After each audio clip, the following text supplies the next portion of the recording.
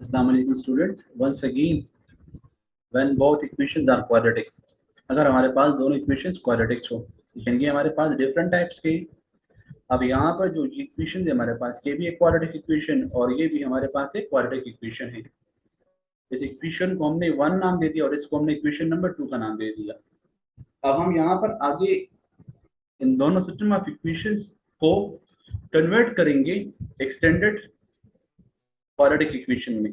इसके लिए हम यहाँ पर मल्टीप्लिकेशन करेंगे या यहाँ पर हम सब्ट्रैक्शन करेंगे या एडिशन करेंगे।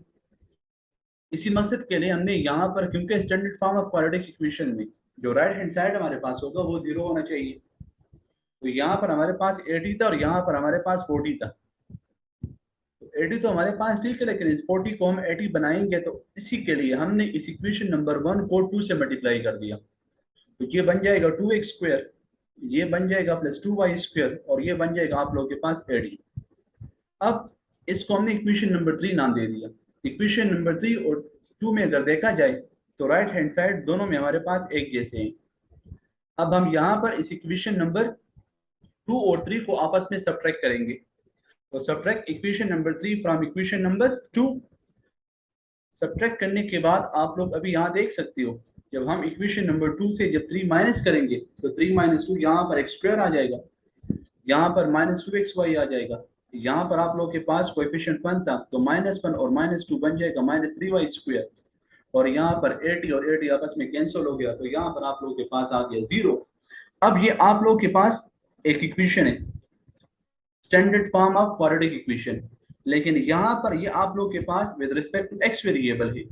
अगर आप लोग इसको रीअरेंज करो जिस तरह हमने इसे पहले क्वेश्चन में किया, उसमें हमने उसको with respect to y solve किया, वो फैक्टराइज भी हो सकता था लेकिन उसको हमने क्वाड्रेटिक से हल कर लिया। अब हम यहाँ पर इसको फैक्टराइज कर रहे हैं। फैक्टराइजेशन में हम यहाँ पर जो मिडिल टर्म है इसको हम ब्रेक करेंगे कि प्लस या माइनस करे वापस यही आ जाए, और अगर मल्टीप्लाई करें तो यहाँ पर इस कोएफिशिएंट और इस कोएफिशिएंट का प्रोडक्ट आ जाए आप लोगों के पास। तो देखिए यहाँ पर -3 और यहाँ पर कोएफिशिएंट 1 है, जब -3 और 1 ऐड होगा तो -2 आएगा, और अगर इसको मल्टीप्लाई किया जाए तो -3 आ रहा है। तो ये कंडीशन हमारे पास यहाँ पर पूरी हो रही है, क्योंकि यहाँ पर इस और इससे भी आप लोगों के पास -3 आ रहा है। अब यहाँ पर आप लोग देखें तो यहाँ पर ये भी हमने एक पेयर बना दिया और ये भी एक पेयर बना दिया, x कॉमन किया और यहाँ से हमने y कॉमन किया तो x - 3y, और यहाँ पर आप लोग के पास y कॉमन किया तो यहाँ भी x - 3y रह गया।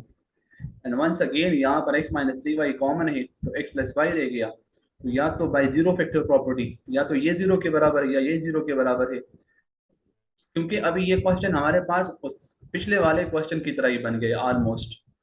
लेकिन यहाँ पर इनिशियली हमने यहाँ पर जो थोड़ा बहुत जो चेंज मेथड किया उसमें हमने सिर्फ और सिर्फ राइट हैंड साइड में जो कांस्टेंट टर्म था उसको खत्म करने के लिए हमने यहाँ पर 2 को मल्टीप्लाई कर दिया। अब यहाँ पर x की वैल्यू 3y आप लोगों के पास आ गई और यहाँ पर आप लोगों के पास x की वैल्यू -y आ गई। तो ये आप लोग के पास इक्वेशन नंबर 4 हो गया और ये आप लोग के पास इक्वेशन नंबर 5, जिस तरह हमने इसे पिछले सवाल में किया। अभी इस इक्वेशन नंबर 4 को हमने पुट करना है 1 में। जब हम इक्वेशन 4 को 1 में पुट करेंगे तो आप लोगों के पास यहाँ पर y की वैल्यू आ रही है +-2 आफ्टर दिस कैलकुलेशन। ये सारे कैलकुलेशन करवाने के बाद आप लोगों के पास y की वैल्यू यहाँ पर आ गई +-2। और अगर हम पिछले क्वेश्चन को इसके साथ लिंक करें तो वहां पर हमने x को फाइंड किया था, y फाइंड हुआ, उसके बाद फिर x फाइंड किया। यहाँ पर हमने पहले x फाइंड किया हुआ है फिर y फाइंड कर लिया। अभी क्योंकि यहाँ पर y की वैल्यू +-2 आप लोगों के पास आ गई है तो एक दफा +2 यहाँ पुट करेंगे और एक दफा हम -2 यहाँ पर पुट करेंगे तो आप लोगों के पास x की वैल्यू आ जाएगी। जब +2 पुट किया तो x की वैल्यू आप लोगों के पास 6 आ गई। तो जो फर्स्ट ऑर्डर पेयर था आप लोगों के पास, फर्स्ट ऑर्डर पेयर आप लोगों के पास आ गया 6 और 2। अब हम एक दफा यहाँ पर y की वैल्यू -2 पुट करेंगे तो x की वैल्यू आप लोगों के पास यहाँ पर आ जाएगी -6। तो जो दूसरा ऑर्डर पेयर आप लोगों के पास होगा वो बन जाएगा -6 और -2।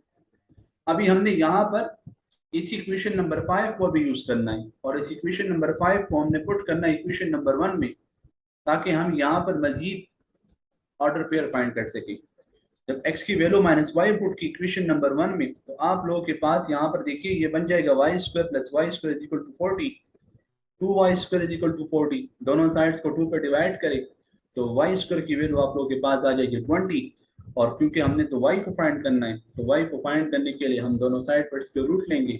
स्क्वायर रूट लेने के बाद आप लोगों के पास जो y की वैल्यू है वो आप लोगों के पास बन जाएगी प्लस माइनस 2/5।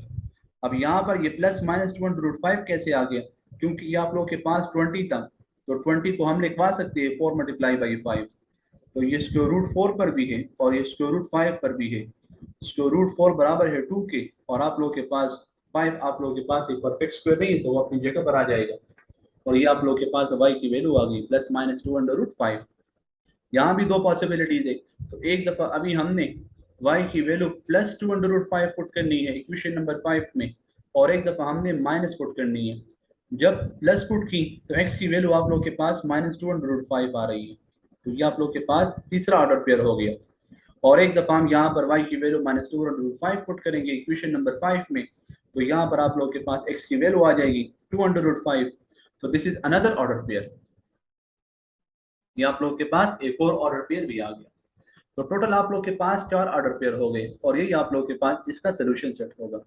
इस सोल्यूशन सेट में आप लोग इन तमाम ऑर्डर पेयर्स को, इसको दिस एंड दिस, इसको आप लोग अलग अलग भी लिखवा सकते हो, और इसको आप लोग इस तरह कंबाइंड फॉर्म में भी लिखवा सकते हो। दोनों रिजल्ट्स में कुछ फर्क नहीं है।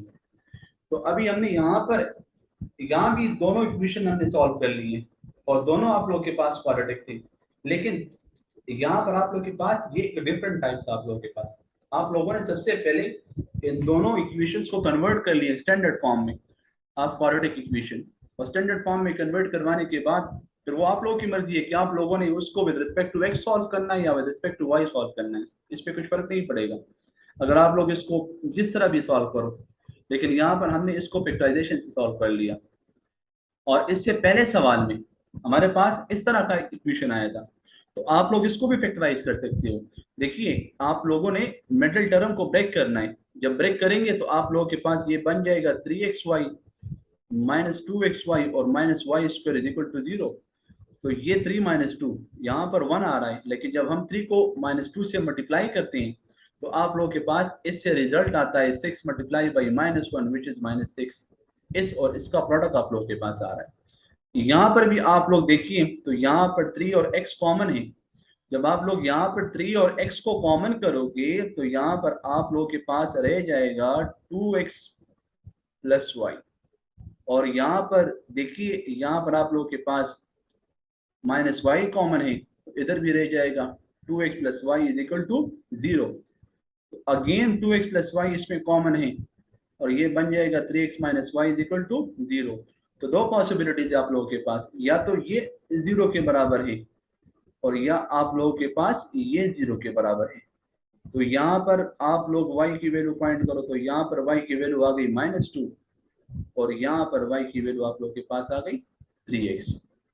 तो देखिए रिजल्ट आप लोग के पास वही आ रहा है जो हम पिछले क्वेश्चन में हमने किया। ये मैं आप लोगों को पहले पिछले वाले क्वेश्चन को बाय फैक्टराइजेशन यहाँ पर सॉल्व करो ताकि आप लोगों को आइडिया हो, लेकिन वहां पर उसको हमने बाय क्वाड्रेटिक इसलिए सॉल्व कर लिया ताकि आप लोग बाय क्वाड्रेटिक फार्मूला भी उसको हल करना सीख सको।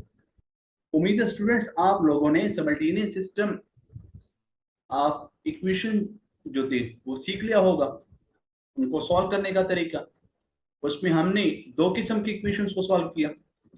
पहले में हमारे पास एक लीनियर था, दूसरा क्वाड्रेटिक था, और दूसरे केसेस में हमने दोनों क्वाड्रेटिक इक्वेशन को सॉल्व करने का तरीका सीख लिया।